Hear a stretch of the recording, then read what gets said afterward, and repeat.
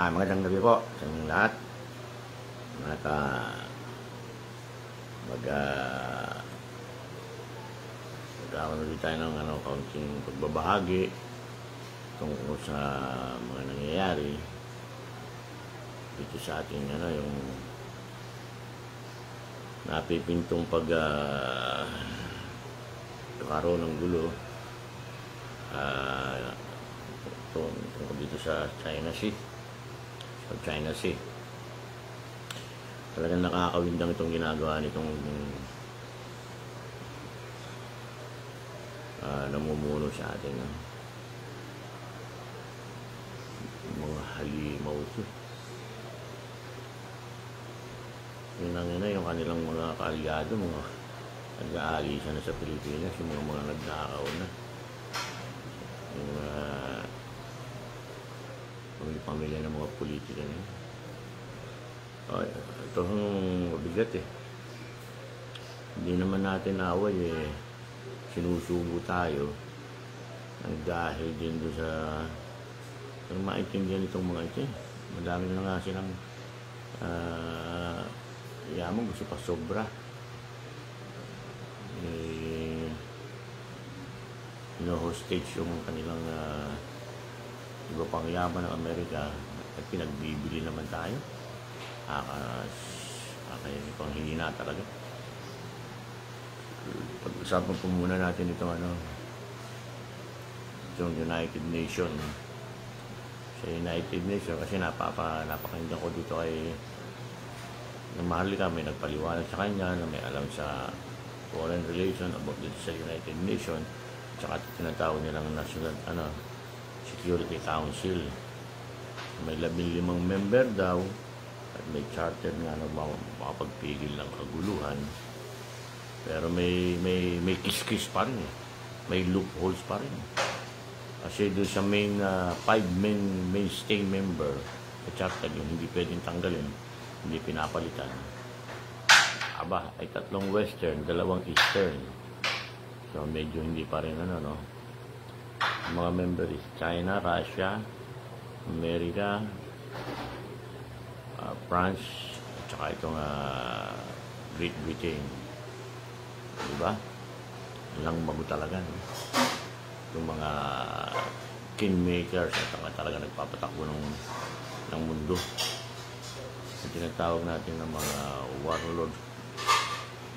warlord corporate. War corporate. Yung mga sinabi ko na dati niya, yung mga Illuminati yan. Diba, yung sa gobyerno nga ng Amerika. Sila namimili kung sinong pwede maging presidente ng Amerika. Pagka kalabang ka, John F. Kennedy ka.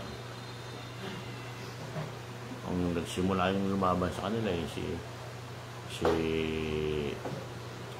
Abraham Lincoln, si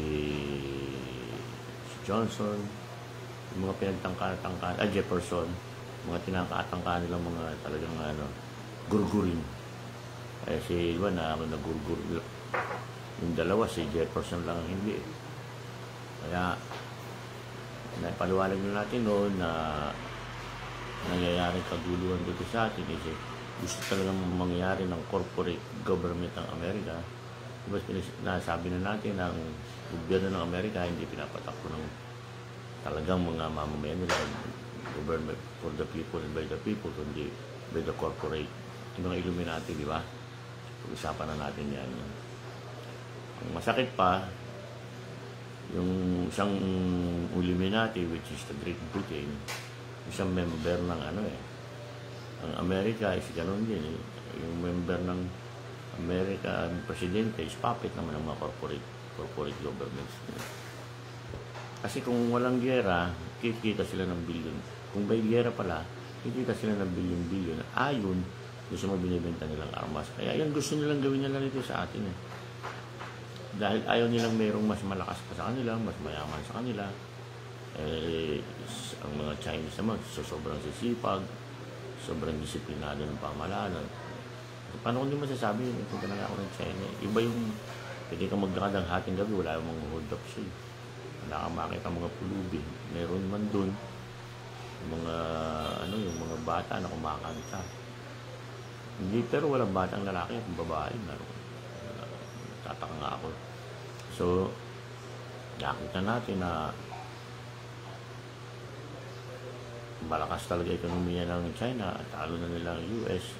Ang totoo siya, may utang pa nga ang US sa China eh. Diba? Ang pagka-double blame ng China, double tongue, no? Sa kabilang side, kausap nila ang China ay level na negotiation, trade. Diba, nangungutang lang sila rito kung paano babayaran ng utang. Sa kabilang linya naman, kukuha sila ng proxy na para panggulo sa China, which is itong singagba. Diba? Itong may agkap na ito. Ay, ayun, talagang, alam naman yan na China, alam naman ng mundo yan. Alam naman ng Russia yan. Diba? Itong masakit. Wala tayong masasandalan pagka nagkaroon talaga ng gulo. Hindi mapipigil. At na, diba, na ayon sa paliwanag na napanood natin, punta mayroong kaalaman sa foreign relation, yung nangyari sa Ukraine is pwedeng mangyari sa atin. Kasi yung isang nangyari sa Ukraine, ay ang Russia ay isa permanent member, pwede magbito. At pag nagbito ang isa, walang saysay ang resolution nilang gagawin. Walang saysay. Talagang, maski itong UN mga charter dyan, talagang namamanipulate itong mga mapaglarong itong mga magsalamang kerong ito, yung mga Illuminati natin. Kaya, napakasakit. Isahan natin na ang ating pag-asa ay isa, no? Divine intervention, tsaka may gawa ang taong mga Pilipino. Diba, yun ang mangyayari. Katulad dito, nangyayari ngayon, talagang naging malakas ang popularity ng mga Duterte clan at nagpasimula si Tatay Digong. Ay ngayon gusto nila yung ICC. So, pag-usapan natin yung ICC. Ako yung nagtataka rito sa Amerika eh. Doon lang sulusot sa ICC. So, hindi naman sila member ng ICC. Tapos yung police power ng ICC, bakit sila nandito? Di ba? Hindi ka member, papadala ka rito ng sundalo, dadalhin mo rin sa Davao, sasabihin niyo siyang uhuli. Anong police power niya? Hindi nga kayo member. Hindi naman siguro sila deputize ng ICC. At saka nagpapangsyon naman ang judiciary dito sa amin sa Pilipinas. Bakit kailangan dito kayo? Sinusuko nitong may agkap na presidente na ito na sinusuko na yung ating executive branch of government, pati ba naman itong judiciary, susuko pa niya ba? Diba? Ano ba kayo?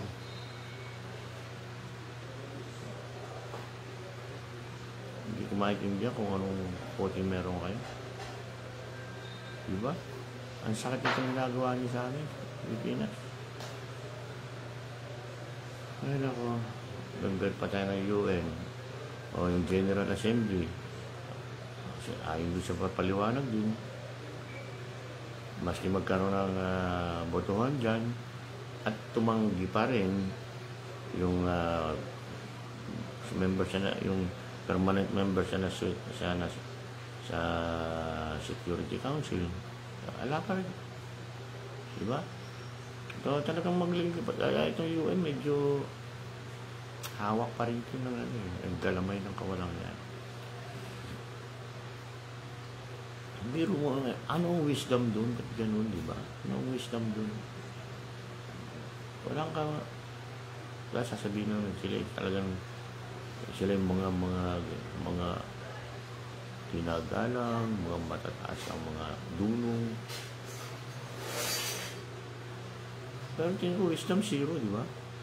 Anong wisdom doon? Nagawa pa kayo ng council. Tapos, yung pangkaraniwang nando sa council niyo, yung mga warlords ng mundo. Silang may malalaking sandata. Hindi sila rin mag-decision niya. Corporate government nga ng US. Diba? Ayan naman ang mapanggulo sa mundo eh. Sila ang pinakamaraming kasalanan sa humanity. Hindi yung mga Amerikano per se, yung corporate government yung na-Illuminati na. Kasi mapupuno mo, nung araw, napakaraming military sa Amerika, ibang government official, private hanggang general, nagsisiwalat ng inhumanity ng anilang buhay. Ang hindi makatao. At nangangawala na sa YouTube yung mga nila, yung sila. Kaya, sa panahon ngayon, talagang nalulukuban pa rin ng masama ito ating ng pera, ng salapi, ng kapangyarihan, nalulukuban pa rin. Kaya nga, hindi natin maintindihan ngayon. Tayo magdasal lagi. Kaya isa natin, huwag tayo mabayaan ng Panginoon sa mangyayari ito. At sana mapalitan na kagad para maligtas tayo rito. At ako naman naniniwala na yung China per se, hindi yan mananakit sa atin ng basta-basta. Katulad ng paniniwalag ko, nagkukulang sila, nag-defense ng sarili nila, dahil ang agresibo rito, hindi ang China. Western Americans. Kasi nga, siyempre, pag nagkagulo, pwede nang bay-bay utang nila. Pag nagkagulo, masisira ang ekonomiya ng China, pag nagkagulo. Which is hindi rin magusto ng China yun eh. Sila mag-nuclear pare-pareho sila. Mga siraulo yan. Alam naman nila maraming mamatay, pati pamilya nila. Hindi nila gagawin yan. Kaya magsasakit ang katulad ng Ukraine, yung barilan, yung mga bomba-bomba na yan, ano na yan. Yan, pwede mangyari. Pero, pasalamat tayo at dagat yung pagitan, hindi lupa. Kasi hindi katulad ng Ukraine Russia, lupa lang eh. Kaya mabigat ang putukan nila dun. Diba? Tara na, magsama-sama na para matapos na eh. Bagsak ang ekonomiya, mahina ang hanap buhay, maraming pangluloko silang ginagawa, kitang-kita na. Diba? Napakasakit ang ginagawa nila ngayon. Alis na tayo sa Amerika, dito na tayo sa atin. Alis na tayo sa corporate government ng Amerika. Na panggugulo ng mundo, inhumanity. Tapos lagi pagka gusto nila mag-conquer, mag-colonize, sasabihin niya, palalayain namin ang mga mamamayan. Ulul. Palalayain mamamayan. Lukoy nyo, hindi nila maluloko tao, lukoy nyo lilang. Diba? Diba dito mga sa atin. Kung si Tamba, no? Talagang nakakapal ng mukha. Mamimigay ng bigas, narik pa. Malapit ng mabulok. Tapos nakalagay pa rin Romualdez rice. Putang ina, hindi na lang nilagay itong Mandarambong rice. At ina yung pamilya niyo, siya rin suminta kay Apulakay. Pati ba naman ikaw, Junior, papasira ka ba din sa mga yan? Ang kapal ng mukha ng mga Romualdez na ito. Grabe. Diba? Tapos, pagbibigyan ng 29 pesos sa bigas. Putang ina. Mahirap na mga tao, lulukohin pa. Pabulok na rin yun eh. Laon yun eh, di ba? Nagsabi ng Pailon. Luma yun eh. Nagbubukbok na yun. Na-stuck yun sa NFA. Bakit nung pa hindi nyo pa pinabigyan? Mga putang na, ba't hintayin nyo mabulok? Laon. Tapos bebenta nyo pa rin, 29. Aha, grabe. Diba? Makapagpapabango kayo, pero mananakit kayo. Kung magkasakit pang tao, lalo mapapagasto. Anak ng puta. Napapaka-cheap ng inyong movement. Napaka-cheap nyo talaga. Diba? Ang baba ng pagkatao. Cheap na cheap kayo. Ano ba yan? Kaya ano eh. Natakot ito eh.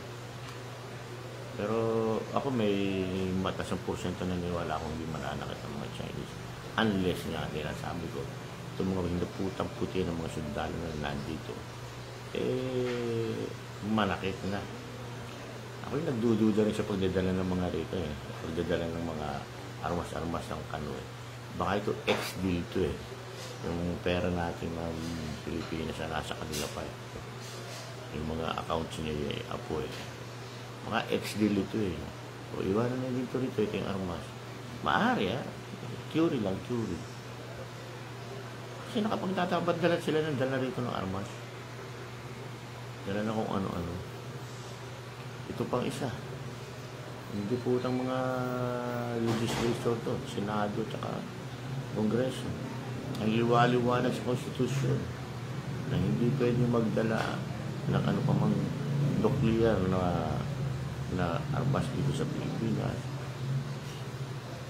Aba, ba't pinapayagan ngayon? Constitution, binababoy. Buti wala man lang nagsasalita ng senador. Wala nagsasalita ng congressman. Bambil na bubuy ng Constitution natin sa kanilang ginagawa. Supposed to be sila ang magpapaliwanag niya kasi sila isa gumagawa ng batas. Sila nagpapanday niya pero sila rin ang nangwawalang yan. Diba?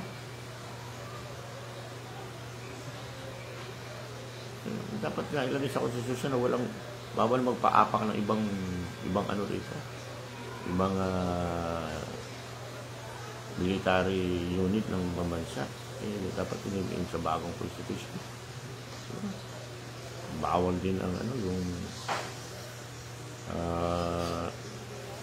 pagdadala ng mga armas nila rito. Hindi natin alam kung anong gagawin nyo. Labas-masok na nga lang sila dito sa Pilipinas. Talo sila ng talo sa South China. Siputan nila kanilang mga barko at kanilang mga sabay. Labas-pasok dito sa atin. Meron na naman silang nilabag sa Constitution natin. Diba? Ang liwalo-walo na Constitution natin pero binababoy ng mga puti natin. Pinapababoy naman ng mga legislator natin. Pinapababoy ng ating pamahalaan. Pwede pa ng panon Tatay Digong, di ba? Kaya pagdasal po natin, di ba? Ito tayo. At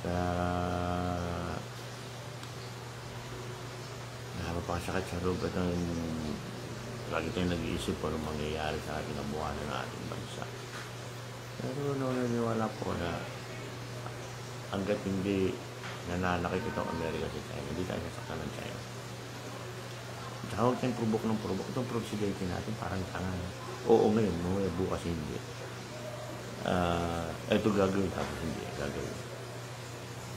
Kaya mahirap Parang meron siya mental imbalance. Siguro dahil sa epekto ng sinisinod. Siyempre, meron ba namang addict bangag ng matino? Wala, di ba? Kasi psychological lang ang effect niya na lahat na sa katawan niya. Toxicated ng utak, di ba? Hilong-hilo na yan. Kaya hindi makakapag-desisyon ng maayos yun. At I mean, tinatawagan kita ulit. Ikaw, malaki kasalanan mo sa amin. Ikaw na. Ayusin mo. Kung hindi, kasama ka sa history ng the worst family. Ayusin mo na, kawawa na, madadamay pa yung mga anak mo, madadamay yung mga pinsan mo, yung mga kamag-anak ng tatay mo, madadamay niya. Kasi nakadilit yung pangalan. Buti ng buti ko, ibang tao nakakaintindi. Diba? Buti ng buti kang kami. Alam mo naman ng mga tao, kung hindi sinisigaw ng mga iba dyan, ay wala. Propaganda. So, hindi mo na tumigil, tapos isip, tama ba? Walang ganun yun. Ikaw na, magsalita ka na. Kaya mga kababayan, magdasal po tayo sa ating Panginoon sa Kristo, Diyos Ama, Diyos Espiritu Santo, na sana po magkaroon po siya ng intervention na galing sa Kanya at mapigil po natin ang mga kasamaan dito sa mundo. Ito ba? Parang malapit na kaya ang pagbabalik natin, Panginoon. Ilang taon na lang, 8 taon na lang, 2033, eksaktong 2,000 years na, ayon sa kasulatan. Tingnan natin, baka ang kalendaryo ng Bible at kalendaryo ng natin, di ba pareho. Kaya, ulitin natin sa ngalan natin Panginoon sa Kristo, sa mga anak, Espiritu Santo, at ni Allah, at ni Yahweh. Hinili po namin, sana magkaroon po ng katahimikan na aming bansa, at magkalinaw po ng isip ang mga nunuro sa amin. Ang lahat po nagkahinilin namin, alam ng siyang yung anak ng Yesu Kristo. Amen. Salamat.